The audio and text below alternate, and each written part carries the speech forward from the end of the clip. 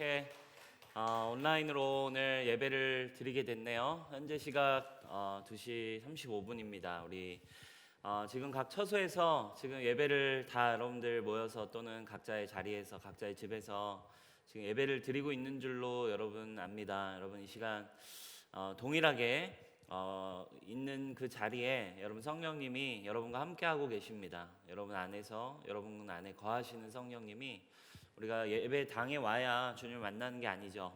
우리 자리에서 여러분 하나님이 여러분과 함께하고 계십니다. 여러분 어려운 시즌입니다. 또 우리가 또 더 우리 교회가 더욱더 더 이렇게 이 시대에 또 빛을 비출 수 있게 또 이 정부의 정책에 우리가 최대한 협조하면서 우리가 정말 이 빨리 코로나의 시즌을 넘어갈 수 있기를 주님의 이름으로 축복합니다. 우리 옆 사람에게 한번 인사할게요. 혼자 계신 분은 혼자 자신에게 축복했으면 좋겠습니다. 행복한 주일입니다. 네, 여전히 우리가 모이진 못하지만 행복한 주일입니다. 자, 오늘 우리가 함께 시편 34편의 말씀을 보았습니다. 우리 큐티 책으로는 오늘 주일 본문입니다. 여러분들이 오늘 주일 본문을 통해서 이렇게 또 오늘 같이 메시지 나누고 그리고 또 오늘 또 셀별로 어제 같이 큐티 말씀하면서 또 큐티 하시면서 적용하시고 또 함께 이 말씀을 깊이 있게 오늘 좀 묵상하고 나누는 그런 시간이 될 수 있기를 바라겠습니다. 자, 오늘 여호와의 선하심을 맛보는 방법이라고 하는 주제로 우리가 좀 주제를 잡았습니다. 여러분 여호와의 선하심은 도대체 어떤 맛일까요? 여호와의 선하심은 어떻게 여러분 맛볼 수 있을까요? 어제 우리 조이가 이제 생일이었어요. 생일이어서 같이 저녁에 나가서 우리 생일 축하 음식을 같이 좀 먹으면서 우리 조아가 둘째 조아가 1년 이제 다음 달이면 조아도 이제 돌이잖아요. 첫 돌인데 조아가 1년 인생 처음으로 우리 탄산을 맛봤어요. 어제 탄산을 맛봤는데 이 처음 맛보는 탄산의 맛을 이렇게 제가 표현하면 여러분 별로 공감이 안 되잖아요. 그래서 영상을 한번 가져왔습니다. 우리 같이 한번 보도록 하겠습니다. 무슨 맛일까?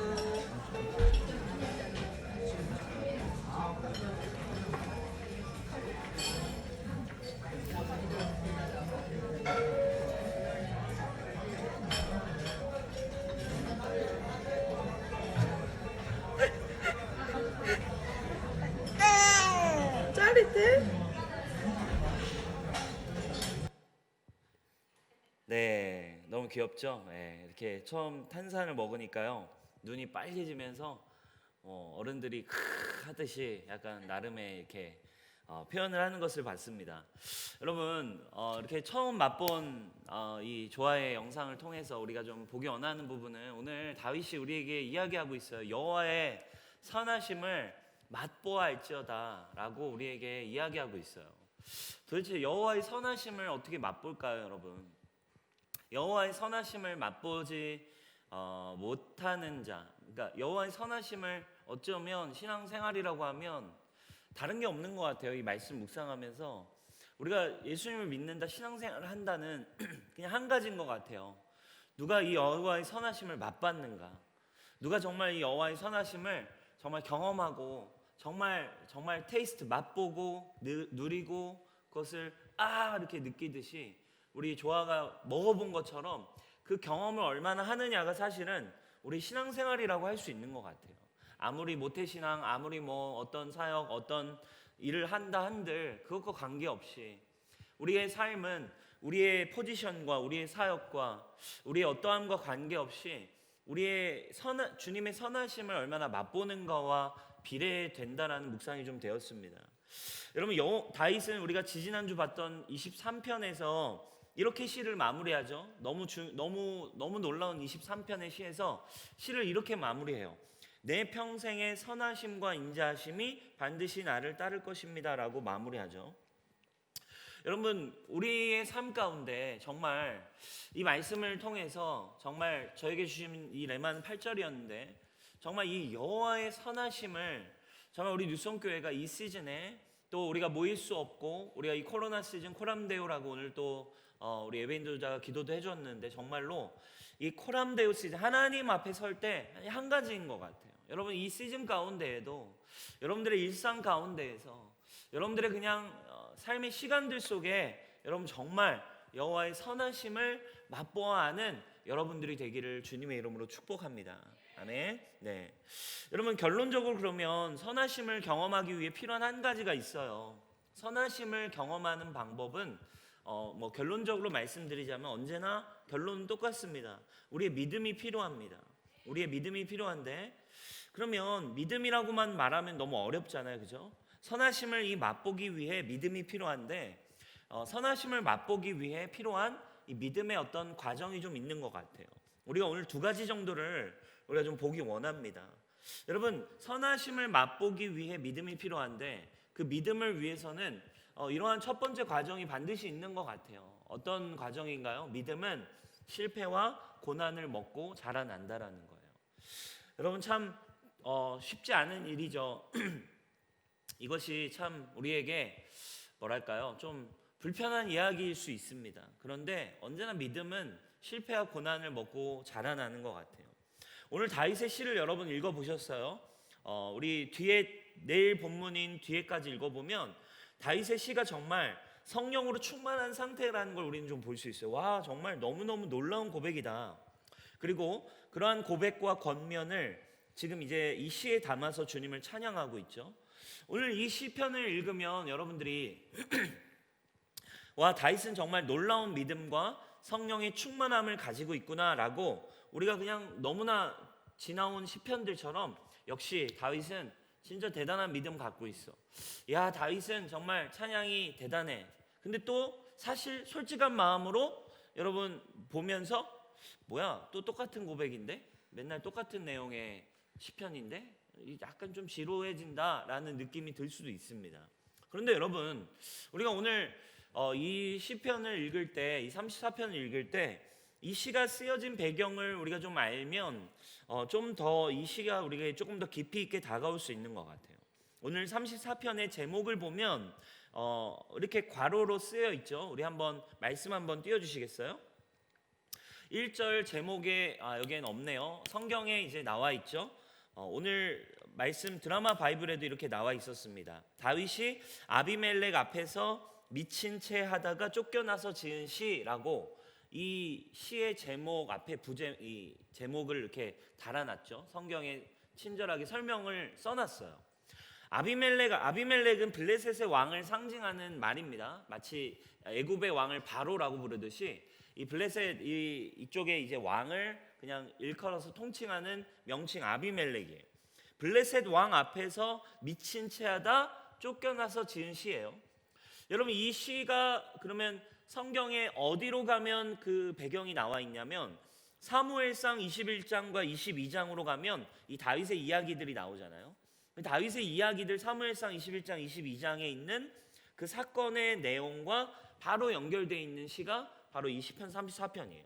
자, 사무엘상 21장과 22장의 내용이 어떤 이야기냐면 이런 상황이었어요. 다윗이 이제 소년 다윗이죠. 그때 여러분 잘 아시잖아요. 골리앗을 나는 여호와의 이름으로 나아간다 해서 물맷돌을 슉 던져서 골리앗 그 블레셋 그 누구도 이길 수 없었던 3m에 다다라는 그 거인을 그냥 물맷돌로 다윗이 쳐 죽인 사건이었어요. 그러니까 그 순간으로 말미암아 이 소년 다윗은 어쩜 이 이스라엘의 민족적 영웅이 돼요.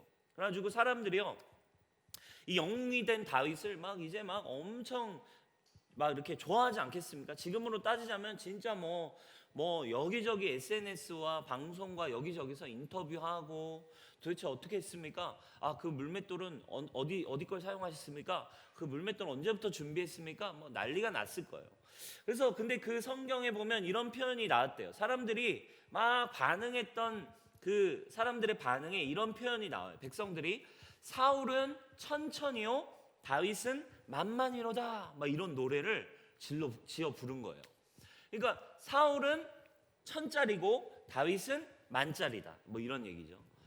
여러분 이 얘기를 듣고 사울이 이제 엄청 열이 받습니다. 막 분노와 이 시기와 질투가 가득 찹니다. 그래서 그때 사울이 어떻게 하죠? 다윗을 질투심에 사로잡혀서 다윗을 죽여버리려고 하는 거예요. 여러분, 그래서 성경에 보면 같이 이렇게 왕궁에 이렇게 있는데 갑자기 모여가지고 이렇게 하고 있는 다윗에게 갑자기 사울이 다윗이 앞에 있는 걸 보니까 계속 열이 받는 거예요. 다윗 열이 받아가지고 옆에 있던 창을 갑자기 집어가지고 죽어! 하면서 던져버리죠. 여러분, 이게 지금 제 얘기가 아니라 성경에 나와 있는 그 사무엘상에 나와 있는 이야기들이에요. 그러니까 여러분, 얼마나 이게 지금 당황스러웠겠습니까? 그리고 사울은 사실 어쨌든 골리앗을 죽인 자에게 내가 재물도 주고 나의 딸도 주리라. 그래서 사실은 다윗은 어쩌면 이제 자신의 사위죠. 가족이 됐는데도 불구하고 죽이려고 했어요. 다윗이 너무 당황했어요. 사실 다윗이 잘못한 게 하나도 없죠. 다윗은 억울할 수 있죠. 다윗이 그렇게 쫓기기 시작합니다. 청부 살인업자들을 고용해서 다윗만을 쫓는 군대를 조직해서 사울이 다윗을 죽이기 위해 혈안이 되어 움직이기 시작합니다. 다윗이요 쫓기기 시작해요.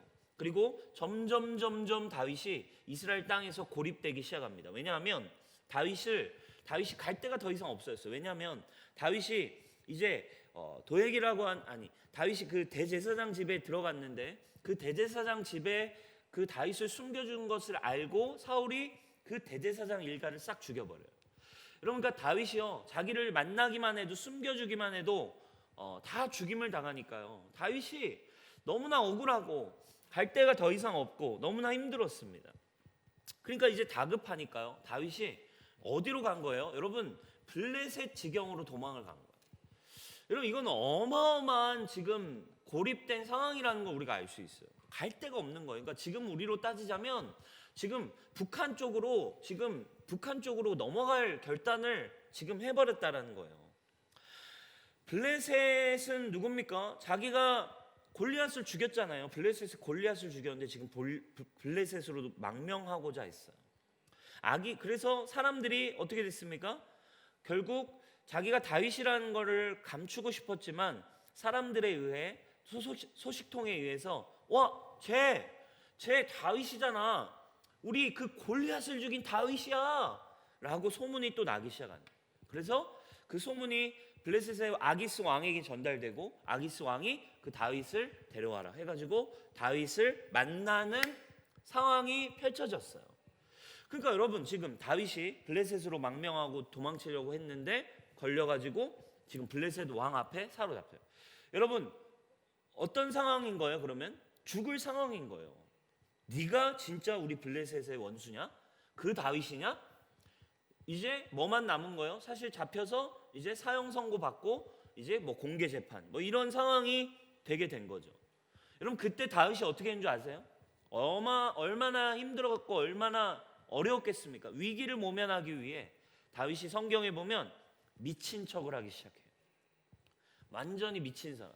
뭐 흉내를 못 내겠는데 아무튼 성경이 이렇게 표현해요. 궁궐 대문짝에 손톱으로 막 자기가 궁궐 대문짝을 막 긁고 손톱으로 막 상상해 보세요, 여러분. 막 미친 척하는 거죠.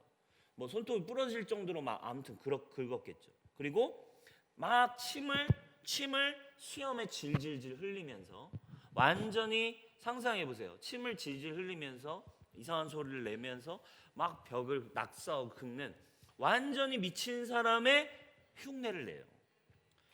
그렇게 용맹스럽다던 다윗을 막상 사람들이 왕 앞에 데려왔는데 그 원수를 우리를 그렇게 용맹스럽게 죽였던 다윗이 너무 비참한 미친놈이 돼버린 거예요.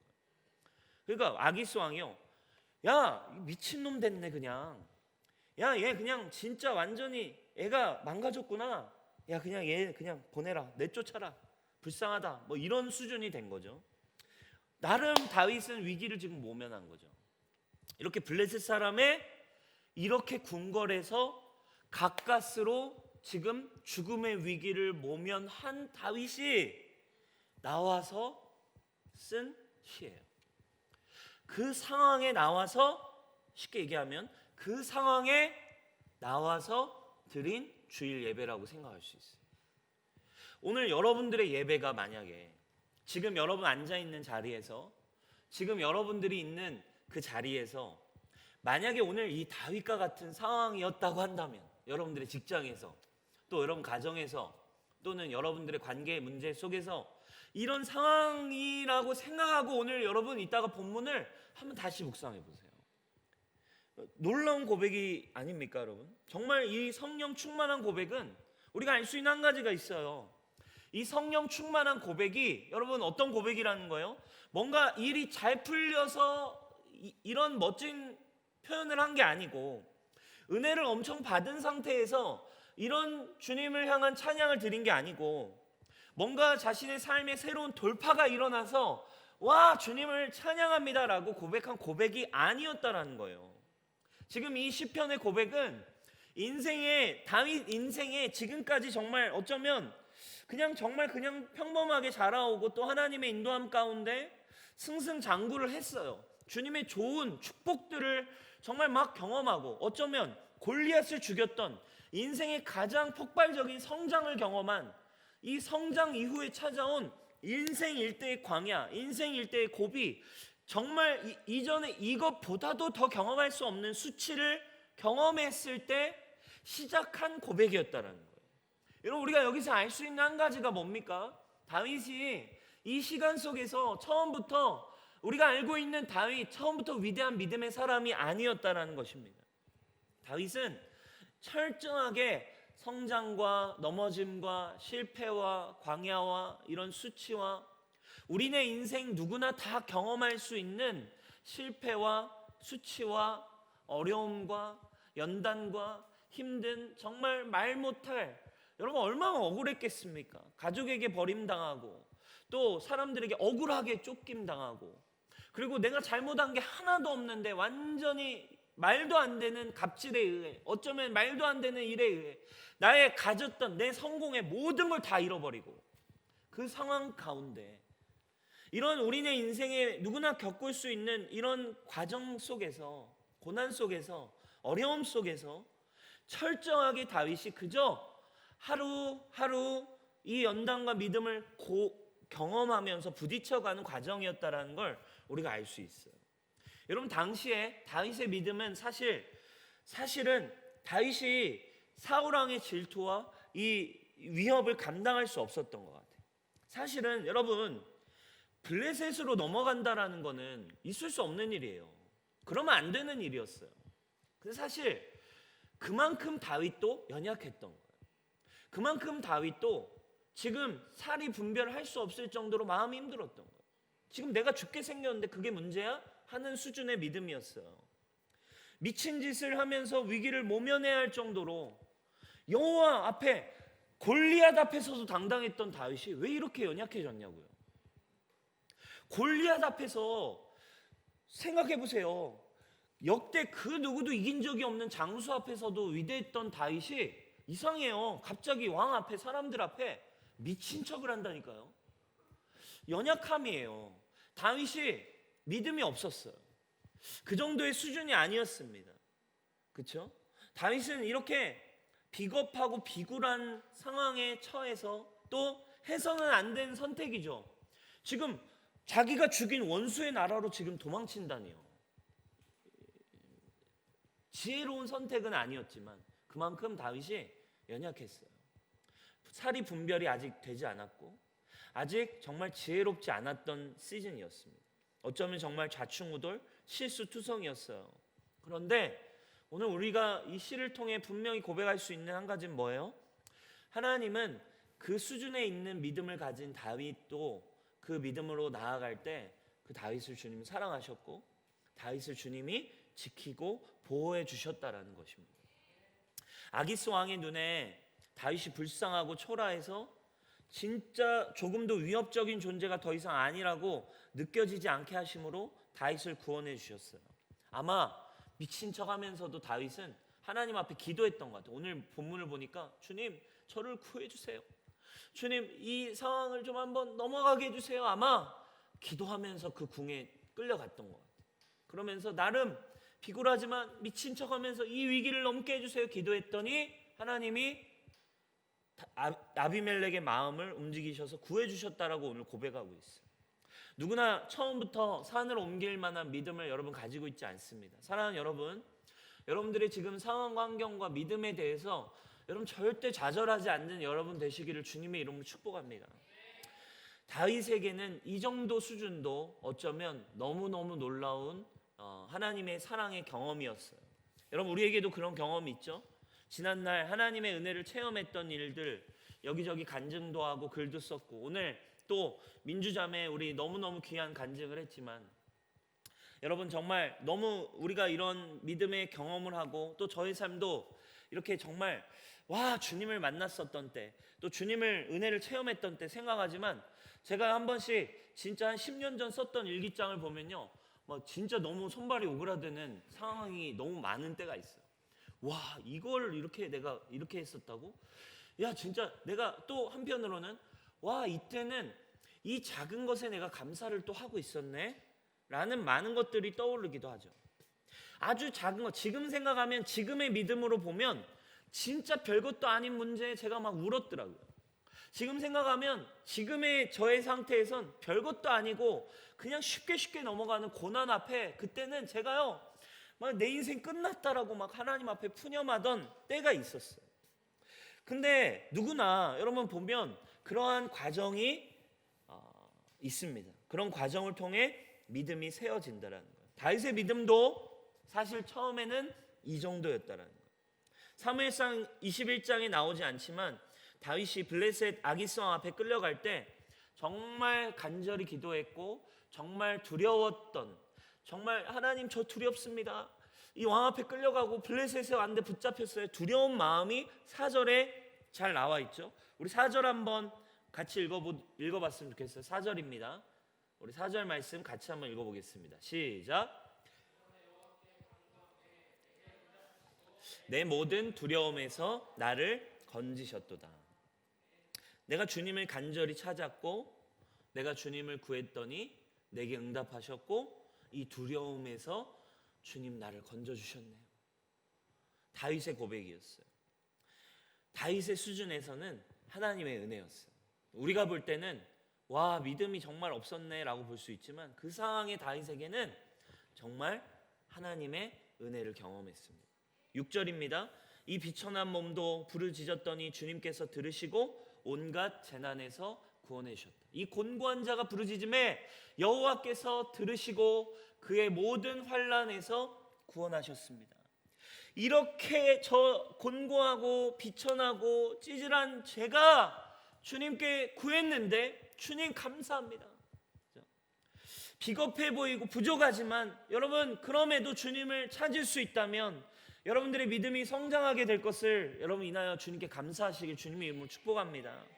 여러분, 이러한 일들을 겪으며 다윗도 그 상황 속에서 믿음이 자라났습니다. 사랑하는 여러분, 지금 믿음으로 주님 앞에 가고 있는 여러분 비교하지 않기를 축복해요.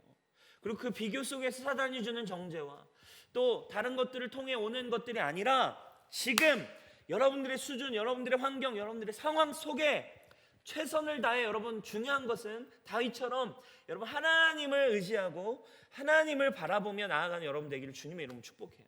이러한 고난과 어려움 속에 다윗은 성장했어요.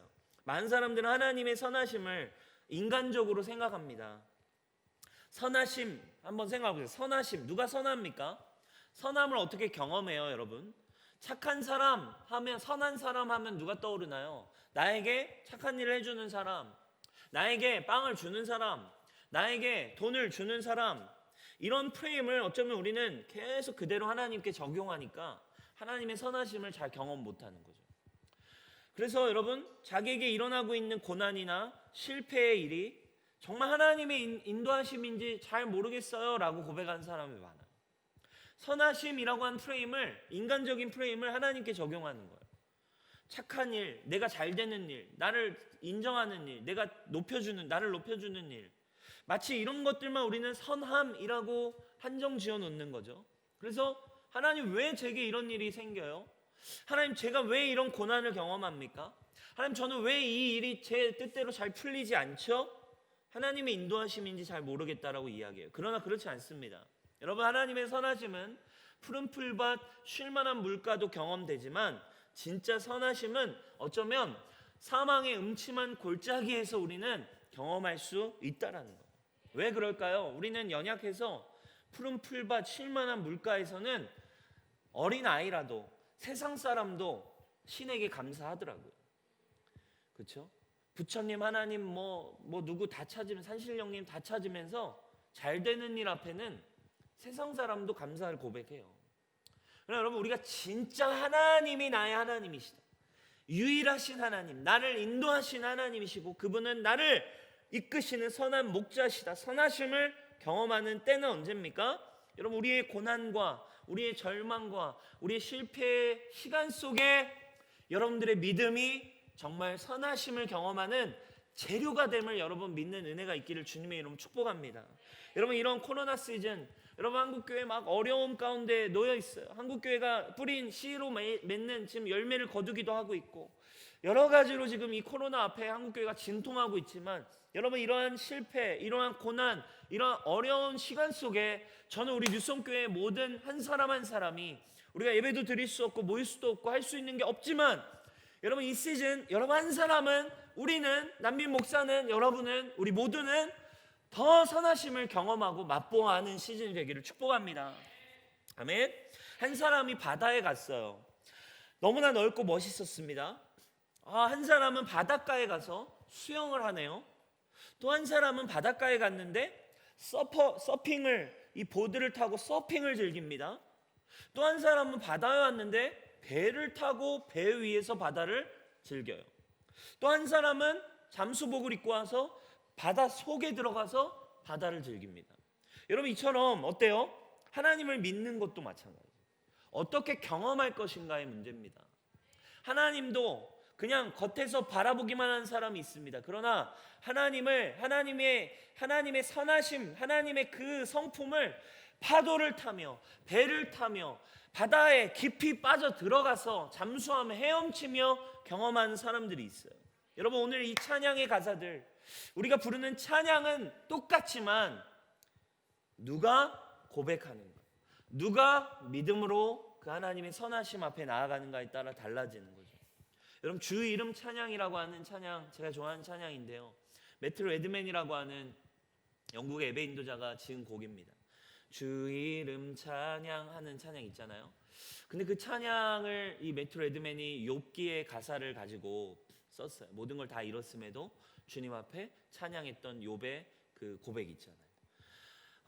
주신 이도 하나님이시오, 취하시는 이도 하나님이시니 주님은 찬양을 받으십시오 라고 고백했던 욥의 고백. 근데 이 고백을, 이 욥의 찬양, 이 고백을 매트 레드맨이 찬양으로 만들 때 어떤 상황이었나요? 이 매트 레드맨이 자신의 2살 된 딸을 죽음으로 잃어버렸어요. 2살 된 딸 아이를 사고로 잃어버린 후에 매트 레드맨이 지은 찬양이에요. 여러분, 이 찬양의 가사, 누가 어떠한 경험으로 고백했는지의 이 고백에 따라서 이 찬양과 이 가사의 고백은 다 달라지는 거예요. 이 매트 레드맨이 지었던 이 찬양, 이 고백을 알게 되니까요, 이 가사가요 저에게 어마어마한 믿음의 고백으로 다가오더라고요. 사랑하는 여러분, 오늘 이 다윗의 고백은 정말 모든 게 풀어지고 쉴만한 물가에서 주님께 드린 찬양이 아니었고, 정말 고난과 자신의 연약함과 자신의 수준 속에서 자신의 상황 속에 믿음을 고백하며 다윗은 하나님의 선하심을 오늘 또 한 번 맛보았어요. 사랑하는 여러분, 이번 주, 지난 한 주 어떠셨나요? 여러분들의 힘든 상황 속에, 지난 한 주 여러분들의 이해할 수 없는 상황 속에, 또는 지난 한 주 여러분들의 너무나 잘 풀렸던 일들 속에, 지난 한 주 여러분들의 좋았던 상황 속에, 지난 한 주 때로는 분노가 찾아왔던 순간 속에 여러분 또 한 번 주님의 선하심을 맛보셨나요? 여러분, 이 시즌 우리 모두가 주님의 선하심을 맛보는 믿음의 사람들이 되기를 주님의 이름으로 축복합니다. 여러분, 이제 믿음이 또 언제 시작되나요? 이 믿음은 두 번째, 찬양부터가 시작이라는 거예요. 여러분, 이 믿음의 시작이 믿음이었다라는 것, 다윗이 이 연약함 속에서도 이것이 하나님의 선함을 맛보아 알 수 있게 됐던 정의는 선하심을 맛보게 된 시작점은 언제냐면 바로 찬양하고 기도하는 순간 그때부터였다라는 거예요. 다윗이 아직 연약했습니다. 골리앗을 죽였지만 여전히 완전한 믿음의 용사는 아니었어요. 막 믿음으로 할 때가 있었지만 다윗도 아직은 또 넘어지는 이 순간이 찾아온 거예요. 우리에게도 똑같습니다. 여러분, 이 다윗을 볼 때 그래서 얼마나 우리에게 위로가 되는지 몰라요. 똑같은 인간이었어요. 똑같은 연약함을 가지고 있었다는 거예요. 두려운 상황이 올 때 다윗이 어땠어요? 끝까지 믿음을 지키지 못하고 골리앗 때랑 다르게 인간적인 방법을 쓰고 넘어졌어요. 그리고 아마도 그의 마음이 어땠어요? 어마어마한 수치에 빠지지 않았겠습니까? 일단 내가 뭘 잘못했는데, 내가 뭘 잘못했냐고, 아니 사울왕은 도대체 왜 저러냐고, 분노, 그죠? 그리고 원망, 그리고 죄책감, 그죠? 자기를 숨겨준 그 대제사장의 일가 모든 종부터 가족, 아기들까지 싹 도륙을 당했어요. 몰살, 죄책감, 어마어마한, 그리고 또 여러분 왕 앞에 미친 척하고 나오는 자신의 모습을 한번 보게 됐을 때, 잘 나가던 수많은 어마어마한 팔로워와 어마어마한 인기를 이제 얻었던 다윗이 한순간에 아무것도 안 남게 된 이 자기 연민, 이 실패감, 여기에 사로잡히지 않았겠습니까? 잘 믿음으로 갈 때가 있었지만 완전한 실패에 다시 자기 연약함 앞에 넘어질 때 여러분 어떻게 반응하고 계시냐는 거예요. 여러분 이거는 우리 교회 지금 청년들 많이 지금 보고 계실 텐데, 청년들 보고 있죠? 여러분 우리 지금 보고 있는 여러분들, 우리의 실제예요. 이거는 청년 다윗이 겪었던 어떤 삶의 실제라고요. 찬양할 때 막 제가 막 여러분 보면 막 찬양하고 주여 막 하고 하지만 돌아서면 막 찌질하게 넘어지고 막 돈 한 푼 앞에 막 자기의 막 믿음이 막 바닥을 치고, 그 잠깐의 어떤 관계 안에 또 자기의 진로에 대한 막 두려움 앞에 믿음으로 막 골리앗을 이길 때도 있지만 그냥 너무나 바닥으로 다시 찾아오는 곤두박질 치는 이 실패들을 우리 청년들 다 겪는 우리 실제 삶이라고요. 이때 우리는 어떻게 하고 있냐는 거죠.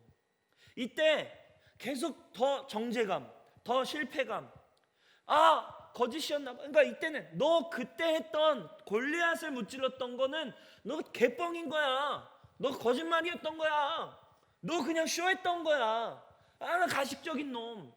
이런 수치와 이런 정죄와 이런 것들을 그냥 어떻게 허용하고 있냐고요.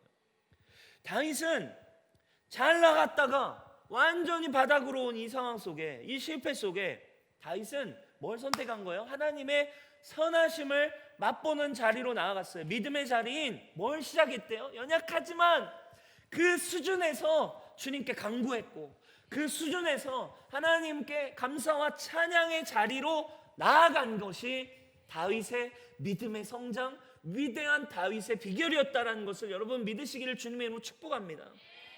그래서 여러분 오늘 지금 여러분 이 온라인 예배 지금 이 화면 앞에 서 있는 여러분, 당신, 여러분 너 지금 이 자리에, 오늘 찬양의 자리에, 하나님의 말씀의 자리에 앉아있는 여러분은 지금 위대한 시작점에 서 있다는 것을 믿으시기를 축복합니다. 아멘. 할렐루야. 그렇습니다. 지금 여러분들이 있는 그 자리에서 뭘 시작해야 돼요? 그냥 앉으면 소용없어요. 그죠? 그냥 앉아 있으면 소용없어요. 오라고 하니까 오늘 뭐 우리 가정에, 우리 집에 모이자, 뭐 집에서 지금 많이 오픈해서 모인 걸로 아는데, 오라고 하니까 온 걸로 소용없어요. 지금 핸드폰 갖고 있는 너, 그지? 너 핸드폰 보고 지금 딴 거 하고 있는 너, 그지? 그냥 앉아 있으면 소용이 없다고, 그죠? 그냥 앉아 있으면 소용이 없고요. 어디가 시작 지점이냐? 어떠한 상황이라도 지금 여러분 앉아서 찬양을 시작하신다면, 주님께 감사를 고백하기 시작하신다면, 하나님 도와주십시오. 하나님 저 이래도 주님을 향해 가기 원합니다. 하나님, 주님 제가 주님과 동행하기 원합니다 라고 앉아서 고백을 시작하면 거기가 여러분 믿음의 시작 지점입니다. 고난과 실패의 크기가 얼마나 큰지는 중요하지 않아요. 중요한 건 지금 여러분이 믿음의 자리에서 찬양과 감사로 나갈 수 있는가, 이게 주님이 보시는, 주님이 카운터하는 지점입니다. 시작은 거기서부터라는 거예요. 사랑하는 여러분, 오늘 이 자리가, 여러분 앉아있는 그곳이 여러분 낙담에 있었고, 때로는 지금 여러분 골리앗과 같은 승리를 경험했다면, 또는 골리앗을 죽였지만 어마어마한 말도 안 되는 그 골리앗을 죽인 나와 지금의 내가 정말 같은가라고 자기 자신에게 정말 괴리감이 들 만큼, 자기 자신에 대한 의문이 들 만큼 어려움이 찾아온 여러분들의 마음에도, 사랑하는 여러분, 주님을 의지하여 오늘 이 자리가 여러분 믿음의 자리가 되는 여러분 되기를 주님의 이름으로 축복합니다. 아멘. 그 고백이 오늘 8절의 고백인 거예요. 우리 같이 한번 큰 목소리로 한번 8절 읽어봅시다. 시작. 너희는 여호와의 선하심을 맛보아 알지어다. 그에게 피하는 자는 복이 있도다. 선하심을 맛보기 위해 다윗이 뭐 하래요? 선하심을 맛보는 방법은 그에게 피하는 거래요. 그에게 피해서 그에게 가서 감사와 믿음을 고백하는. 사랑하는 여러분, 믿음의 자리까지 주님께로 피하여 가는 여러분 되시기를 축복합니다. 그분을 의지하여 나의 연약함과 실패와 고난 속에서도 주님을 피하는 여러분들이 되기를 축복해요. 아멘. 우리 같이 이제 마무리했으면 좋겠어요. 여러분, 우리가 첫 번째와 두 번째를 이야기했어요. 우리 첫 번째와 두 번째를 이야기했는데, 자, 첫 번째, 고난과 실패를 먹고 자라나고, 두 번째, 감사가 믿음의 시작 지점이에요. 근데 여러분, 이 절망과 고난, 실패 자리에서 감사의 자리로 나아가기까지가 참 어려운 것 같아요. 그렇죠? 절망과 실패 속에서 우리가 어떻게 감사의 자리로 나아갈 것인가? 이 자리가 참 너무 우리는 멀잖아요. 현실적으로 너무 멀어요. 근데 이걸 묵상하면서 다윗은 어떻게 그 수치의 순간, 그 절망적인 순간, 에이씨 몰라 때려쳐 하고서 이렇게 안 살 거야, 하나님이 어딨어, 몰라, 마음대로 살 거야 라고 해도 사실 뭐라고 할 수 없을 만큼, 그죠?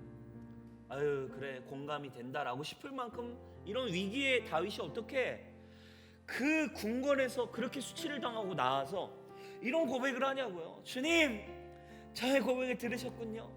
주님, 저의 두려움을 또 건져내셨네요. 주님. 여러분 아마 다윗이 막 많이 눈물이 났을 것 같아요. 이 고백이 참 멋진 고백이지만 아마 다윗의 눈에 눈물이 흐르고 있었을지도 모르겠어요. 여러분, 이 포인트에 중요한 한 가지가 있는 것 같아요. 우리의 믿음으로 나아가는, 찬양으로 나아가는 그 포인트에 중요한 한 가지가 있습니다. 저에게 주신 감동은 이거였어요. 그 포인트에서 너는 누구의 음성을 들을 것이냐라고 하는 문제란, 그 절망의 순간 믿음의 자리에 우리가 선택해야 될 한 가지가 있어요. 우리가 들려오는 수많은 음성들 중에 누구의 소리, 누구의 음성에 집중할 것인가, 어떤 소리에 포커싱 할 것인가가 중요한 거죠. 고난이 올 때 여러분, 나의 내면에 사단은 너무나 큰 소리를 외치기 시작합니다. 아무것도 안 들리듯이 사단의 소리만 들리는 것 같기도 해요. 야, 여기까지다. 너 여기까지야. 야, 너의 한계야. 그만 포기해. 너 할 수 없어. 네가 이 상황 어떻게 극복해? 현실적으로 봐. 너무 어려운 거 아니야? 이게 가능할 것 같아? 네 삶을 보라고. 네 가정을 보라고. 네가 지금 이거 할 때야? 네가 지금 찬양할 수 있어?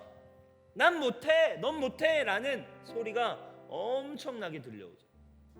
그러나 여러분, 우리가 믿음이라고 할 때 분명히 우리 안에 또 하나의 음성이 있다라는 거예요. 분명히 주님의 음성이, 또 하나의 음성이 있는데, 여러분 여기가 여러분 우리의 도약 지점이고, 여기가 우리가 새롭게 시작할 수 있는 1번에서 감사의 자리로 나갈 수 있는 믿음의 포인트죠. 다윗은 분명히 이런 음성 또한 들었던 것 같아요. 공격을 엄청 받았겠죠. 이제 이런 순간 속에 이런 실패자, 정죄가 찾아올 겁니다. 이런 병신, 이런 미친놈, 이런 찌질이, 미친 사람 흉내나 나고 너 진짜 꼴 좋다. 네가 그렇게 골리앗을 죽였던 믿음의 사람이냐? 그러나 다윗의 입에선 이상해요. 충만한 고백이 터져 나오기 시작합니다. 뭐예요? 다윗은 분명히 그 순간 정죄의 음성, 좌절의 음성도 들려왔지만 그 순간 다윗은 하나님의 음성을 분명히 들었던 거예요. 그리고 그 믿음을 고백했던 것입니다. 여러분, 제가 집에 있으면 우리 조이가 이제 조이 방에서 잠을 자요. 조이가 한밤에 한 번씩 무서워서 깰 때가 있어요. 이제 무서워서 밤중에 이제 새벽에 한 번씩 깰 때가 있습니다. 하루는 제가 그날 좀 늦게 들어가서 이제 새벽까지 제 거실에 소파에 이렇게 누워가지고 이렇게 핸드폰을 좀 하고 있었어요. 새벽 한 3시쯤이었나 그랬던 것 같아요. 불은 다 꺼져 있고 저만 조용히 이제 소파에 이제 있죠. 애들이 깰까봐. 새벽 한 3시쯤 됐나? 조이가 낑낑대면서 하면서 막 울기 시작하는 거예요. 이렇게 좀 깬 거죠. 살짝 깼어요. 깨고서는 이내 울기 시작하는 거예요. 엄마, 엄마 이러면서 막 우는 거예요. 혼자 거기서 막 우는 거죠. 근데 이제 계속 우니까 이제 조이 방이 이쪽에 있고 엄마가 자고 있는 방이 이쪽에 있어요. 근데 엄마가 이제 깬 거죠. 그래서 문이 열려 있어요. 문이 열려 있어서 우리 소아영 사모님이 조이야, 엄마 여기 있어 이렇게 얘기해요. 근데 좀 조용해졌어요. 근데 갑자기 불이 다 꺼져 있잖아요. 근데 뭔가 갑자기 방 앞에 어두운데 뭔가가 슉 하고 지나가는 거예요. 뭔가가 슉 하고 지나가는 거죠. 뭐였을까요, 여러분? 조이가요, 자기 방에서 엄마 목소리를 듣고 엄마 방까지, 자기 방에서 엄마 방까지 한 4-5m 정도가 돼요. 이렇게 엄마 침대까지. 그래서 우리가 보면 여기서 갑자기 조이가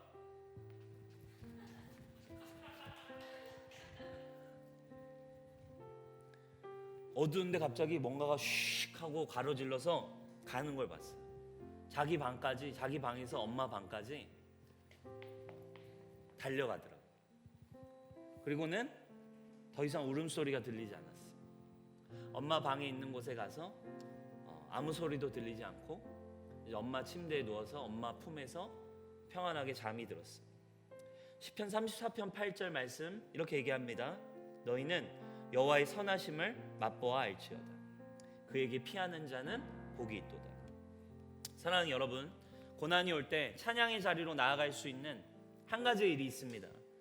우리에게 믿음을 주시는, 조이야 엄마 여기 있어, 조이야 엄마 여기 있어, 우리에게 믿음을 주시는 하나님의 음성이 반드시 우리에게 있다라는 거예요.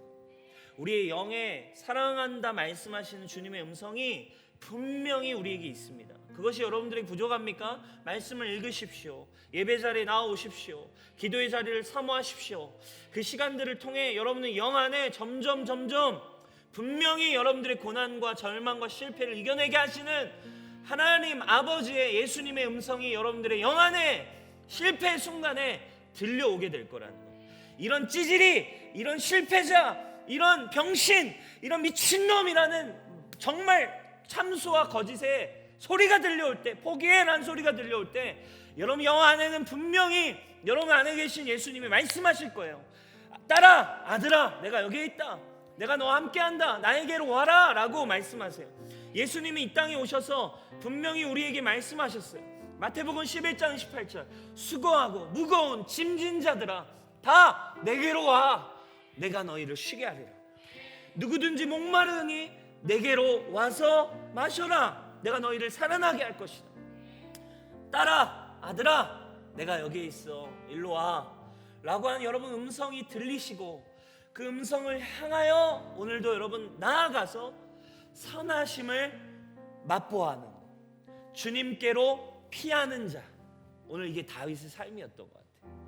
힘들지만 다윗은 마치 조이가 엄마의 음성을 듣고 그 어두운 밤, 어마어마한 길이죠. 5m, 어마어마한 거리입니다. 그 어마어마한 거리를 뒤도 안 돌아보고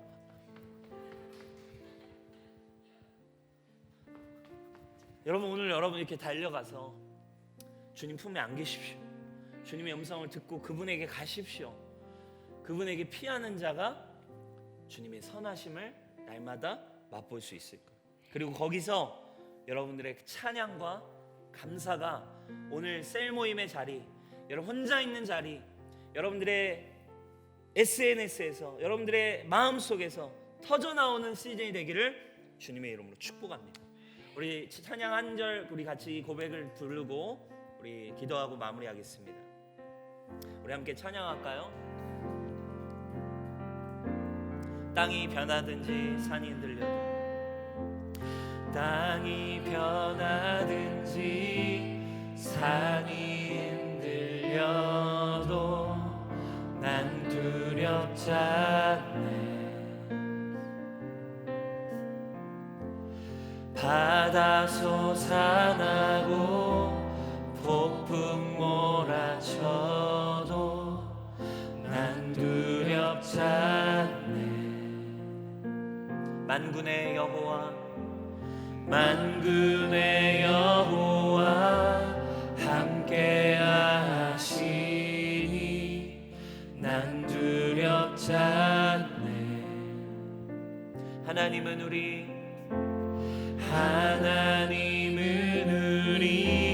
피난처 되시니 두렵지 않네. 두렵지 않네.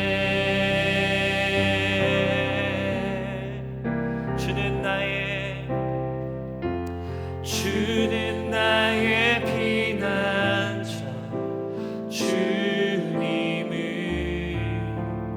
의지하리. 주는 나의 피난처, 주님을 의지하리. 우리 다윗의 심정을 떠올리며 주는 나의 피난처, 주는 나의 피난처, 주님을 의지하리. 주는 나의 피난처, 주님을 의지하리. 내게 호흡 있는 한, 내게 호흡 있는 한 주님을 찬양하리. 내게 호흡 있는 한, 내게 호흡 있는 한 주님을 찬양하리. 여러분, 이 시간 함께 기도합시다. 여러분, 우리의 믿음에 시즌이 있어요. 언제나 골리앗을 잡는 때만 있지 않습니다. 수치의 시간이 있어요. 여러분, 진짜 내면의 감정을 추스릴 수 없는 분노와 또 힘든 시간들이 찾아옵니다. 그런데 그 시간들이 믿음의 시간들이에요. 그 시간들을 모두가 예배할 때만, 사역할 때만, 뭔가 잘 될 때만 주님의 선하심을 맛보는 때가 아닙니다. 일상이 날마다 우리는 주님의 선하심을 맛보 알 수 있어요. 한 가지의 비결을 오늘 다윗이 가르쳐 줍니다. 주께 피하는 자들은 여호와의 선하심을 맛보게 될 것이다. 조이야, 엄마 여기 있어 라고 이야기하듯 우리에게 주님의 음성이 있습니다. 딸아, 아들아, 괜찮아. 내가 너와 함께한다. 수고하고 무거운 짐진 자들아, 다 내게로 와라. 내가 생수의 강을 줄 것이다. 목마른 자야, 내게로 와라. 여기에 있어. 내가 여기 있다라고 하시는 주님의 음성 앞에 여러분 오늘 믿음으로 나가시지 않겠습니까? 여러분 오늘 믿음을 선택하시지 않으시겠습니까? 오늘 각자의 자리에서 여러분 믿음의 선택으로 주님께 피하며 나아가십시다. 그리고 오늘 있는 이 자리, 지금 기도하고 있는 그 자리가 여러분 하나님의 선하심을 맛보아 하는 자리가 되어질 것입니다. 우리 이 믿음의 고백을 함께 주님께 드리며 함께 기도하겠습니다. 하나님 감사합니다.